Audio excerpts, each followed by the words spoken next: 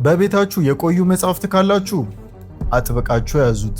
ምክንያቱም እነዚህ መጽሐፍት የመጨረሻዎቹ ንጹህ የሰው ልጅ እውቀት ቅሪቶች ሊሆኑ ይችላሉ።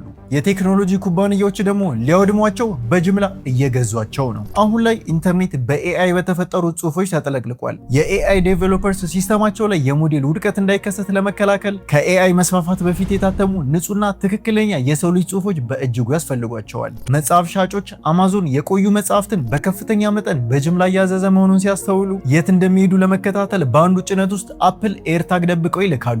መከታተያውን በቀጥታ ወደ አማዞን መጋዘን አደረሳቸው። በጣም የሚያስገርመው ደግሞ በዚያ ተቋም ውስጥ ሰራተኞች የሺዎችን መጽሐፍ ጀርባ በመቁረጥ እያንዳንዱን ገጽ እስካን ያደርጋሉ። በዚህ መጋዘን ውስጥ ያሉ ሰራተኞች መረጃውን ለመውሰድ ሲሉ ብቻ መጽሐፍቱን ያለምንም ርህራሄ ያወድሟቸዋል። የኤአይ ኩባንያዎች ስለ ታሪካዊ ወይም ስሜታዊ እሴት ደንታም የላቸውም። እነሱ የሚፈልጉት ንጹህ የሆነ የትሬኒንግ ዳታ ብቻ ነው። ይበልጥ ብልህ የሆነ ኤአይ ለመገንባት ብቻ የታተሙ መጽሐፍትን ማውደም ተገቢ ነው ብላችሁ ታስባላችሁ? ፎሎ ናፊያድ Peace out.